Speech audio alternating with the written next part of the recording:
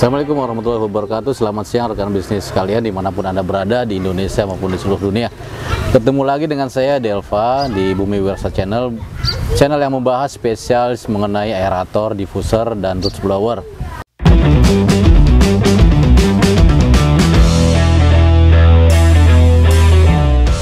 Pada kali ini saya ditemani oleh Pak Saib. Pak Saib ini pengusaha ikan nila di daerah Pandeglang. Beliau juga seorang pimpinan pondok pesantren di sini. Dalam kesempatan ini saya akan membahas tuntas mengenai pengalaman beliau tentang budidaya ikan nila. Dan kemarin-kemarin di channel saya membahas tentang teori-teori di ruangan kantor saya. Saya membahas tentang teori diffuser, oksigen, aerator, dust blower, dan lain sebagainya. Dan sekarang saya akan bicara dengan praktisi. Beliau sudah pengalaman ya, jatuh, bangun, sekarang lagi bangun ya Pak. Alhamdulillah. Sempat jatuh, tapi beliau jatuh ini di budidaya sebelumnya ikan lele. Jadi bukannya saya ingin membanding-bandingkan ya, tapi pengalaman beliau mungkin bisa kita jadikan pengalaman buat rekan bisnis sekalian. Jadi artinya budidaya lele itu bukannya dia gagal ikannya mati, bukan, tapi antara biaya produksi dengan penjualan tidak balance. Tidak ada profit ya. Iya, profit. Jadi sampai beliau ini berhutang ke supplier pakan dan lain sebagainya, hampir sekitar 500 juta. Kemudian beliau beralih budidaya ikan nila, dan kita akan tanya-tanya ya. Semoga apa yang disampaikan nanti bisa memberikan manfaat, ilmu, dan keberkahan buat rekan bisnis sekalian. Pak Saib, apa kabar? Sehat Pak. Sehat, alhamdulillah. Ya, sehat Pak. Itu gimana ceritanya bisa ada kerugian sampai 500 juta itu, benar itu segitu Pak? Kalau iya Pak, rugi itu di mana, di closing akhir. Di closing akhir ya. Closing akhir ketika masih, kan saya kan ngejar pasar, jadi nggak mikir untung rugi kan awalnya. Jadi pasar itu memang besar ya Pak? Besar kalau di lele itu kan besar. Sehari berapa ton? Kalau saya pribadi dikejar seminggu itu 1,5 ton. Seminggu 1 ton. Tapi bisa lebih untuk dari 2 bandar. Karena ngejar itu kan. Jadi saya mikirnya kosong yang ini langsung isi, kosong yang ini langsung isi. Ya terus panen yang terus ya. Putar terus tanpa pabrik diproduksi. kayak pabrik. Kan kita ngejar produksi terus Pak. Iya. Karena kan emang dibutuhkan kontinu kan. Pasar kan butuhnya kontinu, nggak mau yang ada sekarang kan besok nggak ada sekarang. Jadi setelah perputaran itu ya dihitung-hitung kok ini makin menipis, duitnya makin nggak ada, duitnya nggak ada. Kita panen beli pakan lagi, makan beli pakan lagi kan nggak ada Pak. Buat kita buat makan Buat kita kan, sedangkan kan modal sampai akhirnya ketemu dia, kita sadar ada minus atau untung ini ya setelah ngutang. dihitung akhir itu ya. Dari tadinya pakan nggak ngutang, udah berhutang Pak. Jadi berhutang. Saya kan hutang pakan itu nyampe ke 500 juta, ke 100 juta kan, 90 juta. Nota terakhir itu 97 juta. Nota hutang. Hutang pas closing akhir, sampai saya dikejar-kejar itu hampir tiap hari itu. Sampai dikejar-kejar ke rumah. Nggak kebayar. Emang lele ini kurang ajar. Emang lele kurang ajar. Saking nafsunya dia tuh nggak bisa ngendalin makannya dia kan. Dia lupa majikannya perlu makan juga. Lupa sama majikan Pak. Lupa majikannya nggak kebagian makan. Ya sebenarnya bukan nggak ada lebih sih di lele. Tapi kalau diurusin skala rumahan mungkin bisa sendiri ya, diurus sendiri. Ya, tapi kan untuk sekali industri itu kan biayanya itu kan selain pakan, listrik, pegawai. Nah itu yang memberatkan itu ke biaya pegawai kan. Biaya pegawai. Kalau semakin banyak produksi otomatis kan semakin banyak kita banyak pekerja. Iya, artinya kita kalau skala industri itu kan ada banyak biaya yang harus kita tanggung kan. Beda dengan kalau kita hobi atau iseng-isengan doang gitu. Untuk skala 1 ton misalkan diurusin sendiri, ada untung misalkan 2 juta kan buat sendiri. Buat sendiri, ya. iya. Kalau saya kan banyak kayak gini kan buat. Berapa karyawan itu Pak? Dulu 6 orang. 6 orang. Saya ngegaji karyawan itu 2,5 juta kali 6. Nah, iya ya. Itu kan keuntungan. Hampir 18 juta. Keuntungan saya itu di 8. Kalau keuntungan ada, misalkan sebulan saya nyampe ke 5 ton, 6 ton itu nggak ketutup Pak. Iya. Jadi Ada lebih buat bayar gaji. Iya, ada keuntungan, cuma saya nombok terus ya. setengahnya. Nggak kerasa. Sampai kepikiran pindah ke nila itu gimana ceritanya itu? Udah frustasi Pak. Udah frustasi. Dapat ide dari mana maksudnya? Apa ada yang ngasih tahu nih Pak, nila aja gitu? Orang CP, orang Pokpan. Orang Pokpan yang ngasih tahu. Orang Pokpan dulu. Saya kan sering didampingi di sini, sering dampingi kok. Pak, saya kayaknya mau berhenti nih di ikan nih. Saya udah pusing Oh, kan. jadi udah frustasi, udah nggak mau ikan lagi. Udah nggak kan 7 tahun kan sih di lele, Pak. 7 tahun ini. 7 tahun. Dulu kan dapat hasil enak. Dulu kan harga pakan masih 230 lah. Terus naik. Harga jualnya 17. Sekarang kan dulu pas saya di lele yang terakhir mau pindah itu 275. Harga jual 16. Bukannya nambah naik apa tuh? Oh, harganya tetap ya? Tetap Tapi harga pakannya naik. naik dulu. Makanya dulu mah ada hasil, sekarang Nggak ada. nggak bisa. Nah, akhirnya Pak Asep frustasi nih mau berhenti di Frustasi, ikan. saya pindah. Udah frustasi lah udah itu. Terus? Terus sama orang CP, udah pindah, kita pindah ke Nila lah. Oh. Kita pindah. Saya mikirnya tadinya nggak mau. Aha. Lele aja yang perputaran cepet saya bangkrut. Apalagi Nila yang perputarannya lama kan gitu. Jadi waktu itu ngebayangin nilai berapa bulan panennya? 5 bulan 6 bulan. 6 bulan. 5 bulan 6 bulan gitu. Terus kata orang CP, ya kita pakai sistem, Yo. pakai sistem lah, pakai bioflok gitu. Maka pakai yang maksudnya budidaya yang memakai tekanan aerasi, maksudnya gitu, yang membutuhkan aerasi gitu. Kita main tekanan, maksudnya main kepadatan tinggi, kepadatan tinggi gitu. Jadi dari situ baru mulai ke. Dari situ baru mulai Nila. Tahun berapa tuh Pak Asep? 2018 awal. 2018 ya. 2018 pas rame-rame bioflok gitu. Nah sampai sekarang ya alhamdulillah. Jadi sekarang panennya berapa bulan Pak Asep dari itu kalau bioflok nih? Sekarang di rutin kalau di minggu seminggu seton. Seminggu seton. Itu harus keluar. Berapa lama sampai panen itu? 2 bulan. Kalau ikan sepe yang pokpan ini yang monosek di 2 bulan setengah. 2 bulan setengah dengan sistem bioflok. Nah, parsial itu awal itu udah panen. Udah panen. Nanti ke 3 bulan setengah habis semua gitu. Jadi tanaman ikan ini kan saya dijaring, diambil yang gedenya gitu. Jadi parsial, jadi panennya. Berarti mulai 2018 sampai sekarang. Nah, utangnya udah kebayar atau gimana? Utang kebayar. Udah bayar. Alhamdulillah. Selama 4 tahun atau berapa tahun apa? 3 tahun lebih. 3 tahun. Mobil pun sudah kebalikan. Mobil udah balik lagi. Mobil udah balik lagi.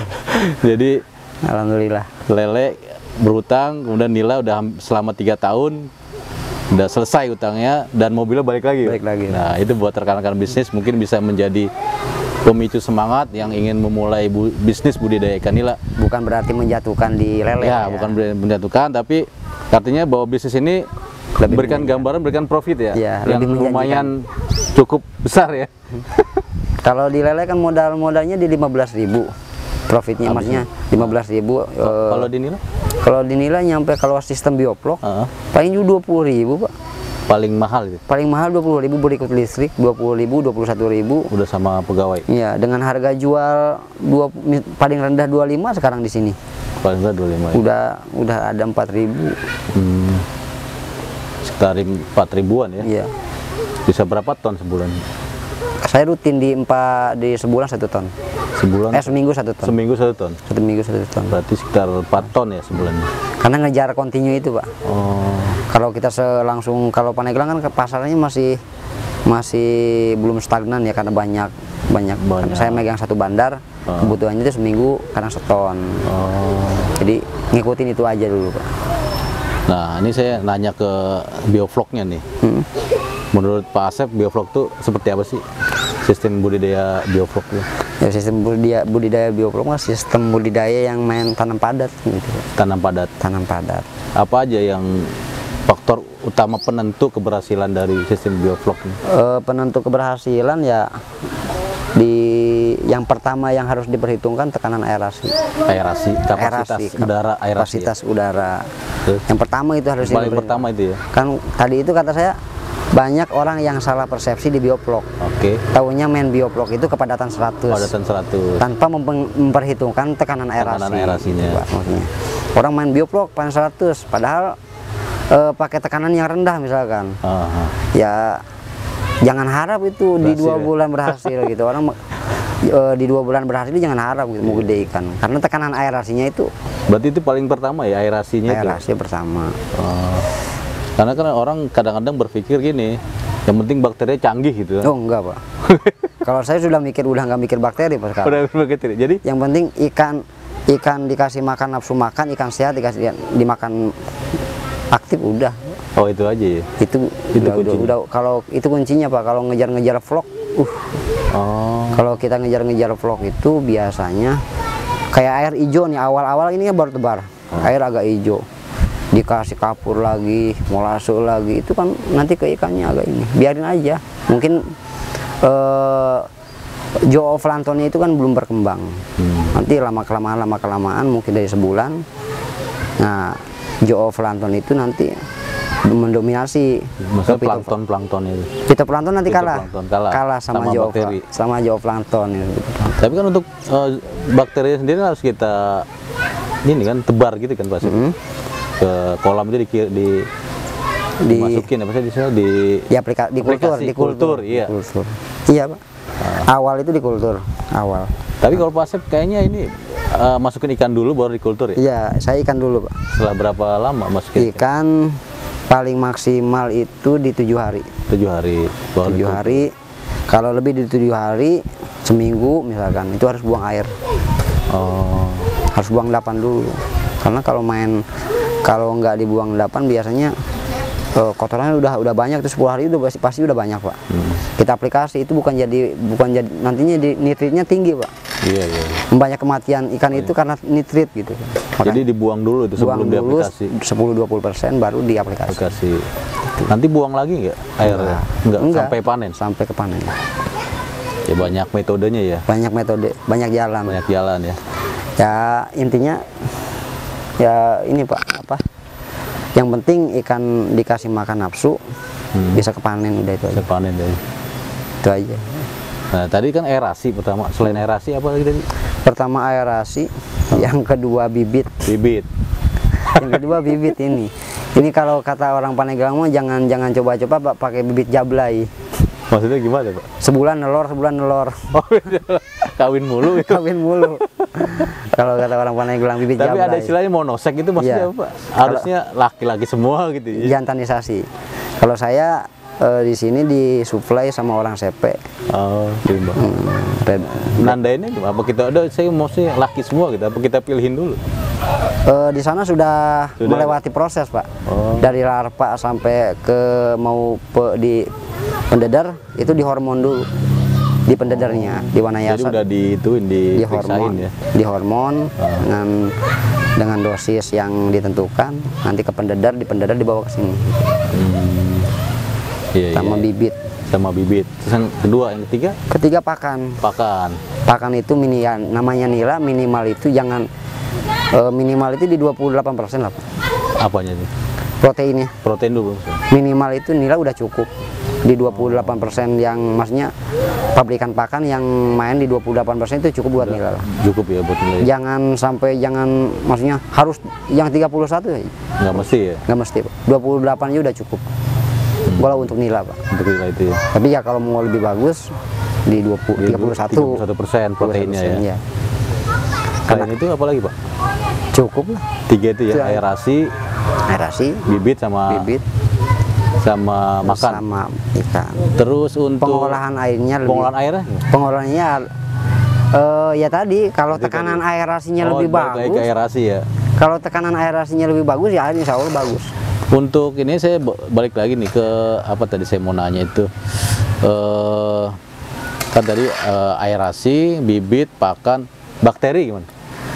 Bakteri di awal. Karena bakteri emang kita kan budidaya bakteri sebenarnya, Pak. Budidaya artinya air. Tidak ada bakteri yang bagus harus ini itu segala macam. Enggak kan? Enggak ada. Kita lebih mengutamakan pengembangan bakteri supaya berkembang. Kalau Pak Asep yakin nggak kalau bakteri itu sebenarnya udah ada sebenarnya di dalam bakteri sendiri? Ada, Pak. Ada kan? Ada. Ya cocok sama teori saya yang kemarin. Ada, Pak. Jadi nggak terlalu harus bakterinya canggih gini nih aja. Tapi intinya sebenarnya kan berarti kan yang aerasi itu kan buat ikan ya, buat hidupin ikan. Ikannya emang udah istilahnya udah bagus ya. Terus kasih aerasi, kemudian dikasih bakteri, dan berarti ikan dan bakteri ini dikasih oksigen oleh aerator ini kan. Berarti kuncinya di situ ya, Pak. Yang membutuhkan oksigen itu bukan hanya ikan, Pak. Bukan hanya ikan ya. Bukan hanya ikan, bakteri pun untuk pengembangan bakteri itu kan membutuhkan oksigen yang tinggi. Betul. Gitu. Dan saya dengar juga di kolam danau itu sekarang udah menggunakan aerasi juga. Oh, Cirata sudah pakai. Ketika abu wiling ya. Abu wiling apa tuh, Pak? Bisa dijelasin? Abu wiling itu perubahan cuaca. Perubahan cuaca. Okay. air-air limbah Jadi itu limbahnya tumpah, naik. nitrit tinggi, ikan mati. Biasa lagi cuaca mendung. Mendung biasanya. Lagi. Biasanya kalau Cirata ini di Oktober, November. Oktober, November, Jatiluhur, Desember nih. Itu naik itu lumpurnya. Iya. Pada mati kan. Ikan biasanya mati. Kemarin kan bulan kemarin kalau nggak salah tuh Cirata 500 ton kurang lebih mati, ya. sampai naik berita. Jadi mereka supaya ikan yang nggak mati dikasih aerasi. Aerasi sekarang. Root blower, Root blower gitu. Pakai bantuan oksigen. Bantuan oksigen. Berarti memang oksigen itu nomor satu. Nomor satu, Pak. Itu tidak bisa mau ditawar. Sistem apa juga harus ada oksigen ya. Mau ikan emas, mau di budidaya ikan emas, mau budidaya nila, oksigen nggak bisa ditawar. Nggak bisa dilawan ya. Nggak bisa ditawar. Emang takdir Tuhan ya. Iya, itu nggak bisa ditawar, Pak. Nggak bisa ditawar. Kalau pakan boleh lah pakai produk mana. Pakan kemudian Mau pakai Comfit, mau pakai 781 Pokpan, mau pakai Preo atau macam-macam lah. Itu boleh. boleh. Tapi kalau oksigen nggak bisa ditawar. Nggak bisa ditawar ya. Pakai ini loh, Golden Tech. Iya, Golden Tech. Root blower Root pakai blower. Golden Tech, kalau nggak Punsu. Ya. Untuk pemasaran gimana kan? Pemasaran saya sih di Gampang, megang kalau Pandeglang masih pasar masih terbuka. Terbuka ya Pak ya. Masih terbuka bebas. Masih bebas lah. Masih bebas siapa aja. Cuma harus megang satu orang. Saya megang satu orang. Nah ini satu bandar Di ya. bandar. Nggak banyak. Karena emang Jadi kita nggak mikirin jualan itu ya Pak ya. Kita mikirin produksi ya. tapi saya juga mikir mitra-mitra, Pak. Mitra-mitra. Oh ada mitra-mitra juga. Banyak saya, Pak. Ada berapa orang? Mitra. Lebih dari 30. Bisa bikin kayak itu apa? Koperasi gitu. Enggak, kemitraan aja kita bareng-bareng. aja, Bang. Kan saya lebih tujuan lebih ngembangin biovlog ini, Pak, di luar. Jadi mitra itu sama Pak Asep dibina cara budidaya. Ya, cara budidayanya, terus nanti pasarnya dibantu. Pasar dibantu. Kalau ngebantu 100% nggak sih, Pak ya? Cuma saya nanti telepon bandarnya. Itu yang di sana ada ikan. Nanti yang oke siap. Oh. Bareng-bareng aja, Pak. Rata-rata yang 30 itu udah sistem bioflok semua apa masih tradisional? 70% bioplo. 70% bioplo. Balik lagi Pak Asep, Pak Asep kan tadi bilang bioflok itu padatannya tinggi. Sebenarnya berapa sih yang Pak Asep rekomendasikan satu kubiknya itu berapa padatannya sampai panen? Kalau tergantung aerasi, Pak. Tergantung aerasi lagi. Kalau tekanan di atas 30 liter per menit ya bisa main di 150. Oh, balik lagi ke aerasi. Iya. Balik lagi ke aerasi harus. Saya juga ngitungnya begitu, Pak. Nggak bisa tekanan aerasi di bawah 10 liter per menit, Pak, pengen main kepadatan 100 nggak bisa, Pak. Iya, karena saya waktu itu dapat beberapa masukan ya dari rekan, Pak. Dia bilang katanya ikan dia kalau udah umur 2 bulan pada mati. Saya tanya-tanya, rupanya pakai aerator yang kecil, tapi kolomnya misalnya kita sebutkan misalnya yang 100 watt, kolomnya 5, diameter 4, 5, 6. Yang penting anginnya keluar, kan nggak bisa begitu. Nggak ya? bisa, Pak. Nggak bisa. Semakin, karena tadi itu yang membutuhkan oksigen itu bukan hanya ikan. Bukan hanya ikan, tapi bakteri ya. Bakteri juga butuh. Kan semakin ikan semakin besar, semakin kebutuhan semakin tinggi oksigennya. Semakin ikan besar kan bakteri juga semakin banyak. Semakin banyak. Semakin banyak. Semakin butuh juga. Apalagi di malam hari kan. Iya. Malam hari kan DO turun. Iya. Tekanan airnya kecil, ya udah selesai. Sama cuaca ya berubah-ubah sudah. Iya. Nafsu makan nanti nafsu makan kurang kan. Iya. Stres dari awal. Jadi sebenarnya kuncinya di situ ya. Yang penting gimana ikan itu nafsu ya. Kayak kunci ikan itu ikan tadi. Nafsu. Yang membuat ikan nafsu itu dia harus nyaman. Penyaman itu berarti harus pakai oksigen yang bagus. Minimal tekanan aerasinya bagus, pas, cukup gitu ya. Jangan salah persepsi kalau bioflok itu main kepadatan 100. Jangan. Jadi bioflok itu bukan kepadatan. Bukan kepadatan. Tapi sistem dia, Pak ya? Sistem yang membutuhkan tekanan aerasi yang tinggi. Sekarang karyawannya berapa, Pak? Tiga orang. Karyawan 3, utang selesai ya? Utang selesai, alhamdulillah, Pak. Alhamdulillah. Jalan lagi semuanya. Alhamdulillah jalan, yang lain jalan gitu ya. Alhamdulillah mitra-mitra juga yang bareng-bareng ya. Yang bareng-bareng sama saya jalan. Jalan semua ya. Rata-rata jalan. Jalan. Walaupun hasilnya belum maksimal tapi jalan. Ada margin buat sendirilah gitu. Ya. Tapi nanti kalau mau main skala industri ya aerasinya ya harus yang gede juga kan. Gede juga ya. Masih gede juga. Gitu.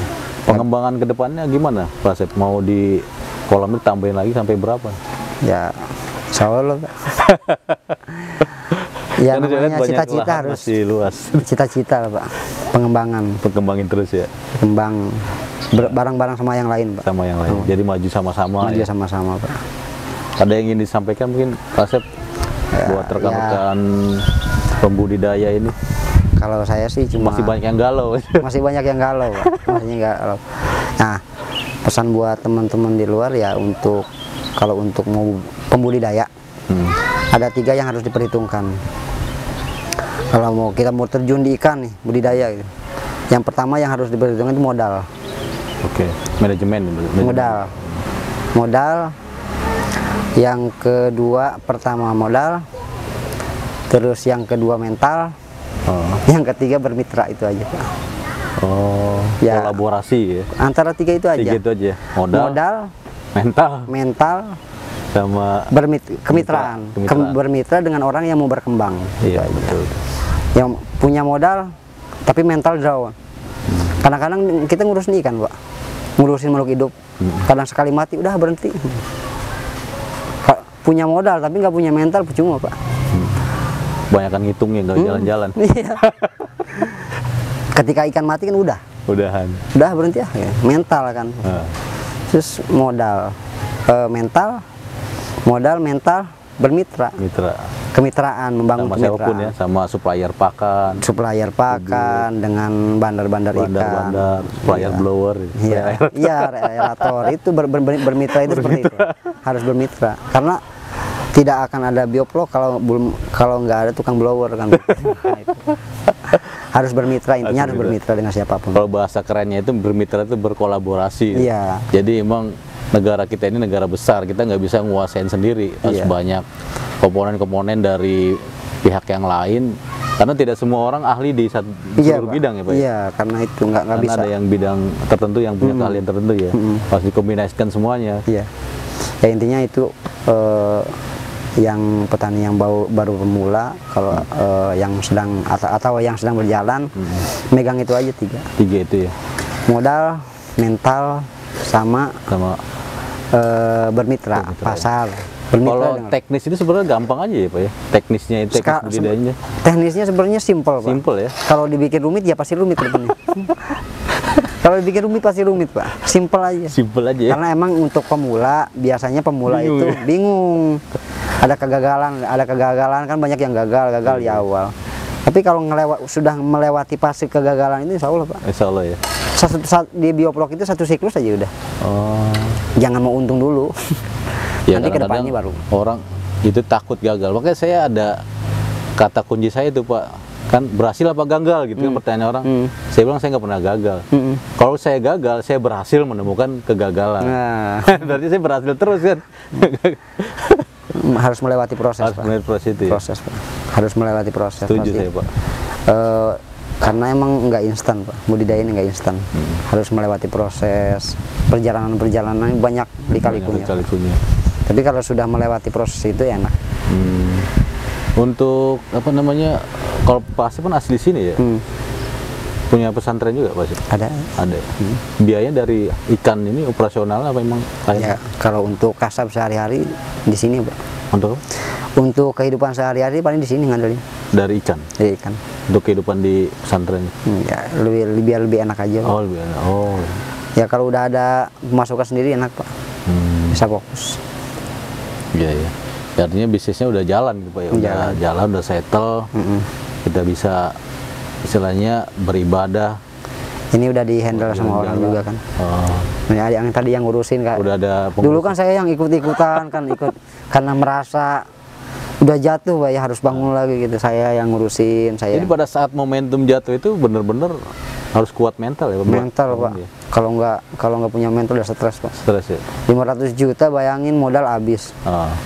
Itu mau dari mana kan bayar? Iya. Saya ngebayangin maksudnya itu bisa beli Alphard, bukan Alphard itu Pajero yang baru. Aduh, belum Pak. Masih pengen ngembangin di sana Pak. Nanti buat. Ya, artinya saya ngebayangin itu banyak di duit segitu Pak. Banyak Pak.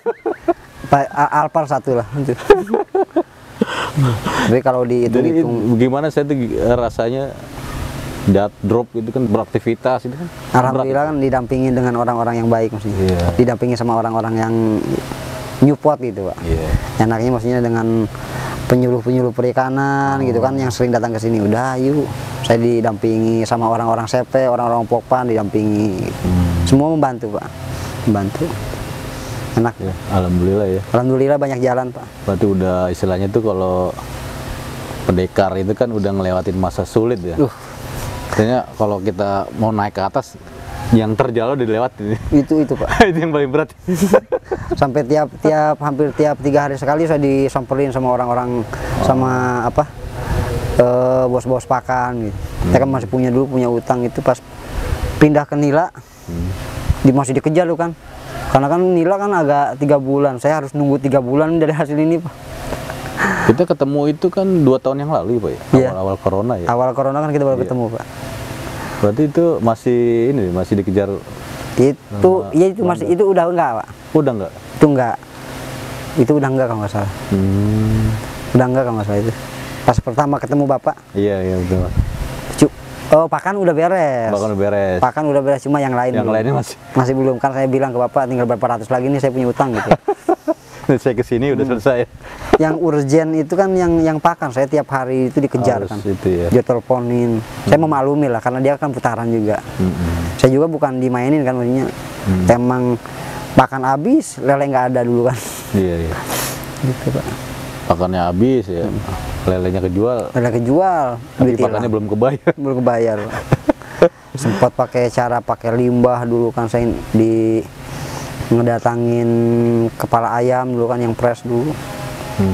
Di PT itu tiap hari 3 hari sekali saya nurunin kepala ayam fresh gitu, digodok gitu, dikasih makan lele gitu. Sampai segitu Pak dulu. Nyari alternatif, nggak mau pakai pakan dulu. Gimana cari solusinya ya? Nyari solusi buat kebar utang Pak. 500 juta ini harus di mana bayarnya Pak? Alhamdulillah lah. Berarti kan saya kesini lagi kabarnya enak ya Pak ya. Kita bisa ngobrol, ngopi lah. Ngobrol lagi Pak. Enteng kepalanya. Bapak awal kesini kan nginjek Pandeglang kan baru ke sini ya? Iya. Ya, emang saya masuk ke Pandeglang ini pertama kali lewat Pak Asep ini ya. Beliau yang perkenalkan saya dengan Haji Apit, Pak Agung, Apit, ya, Pak Agung dan lain sebagainya. Senior.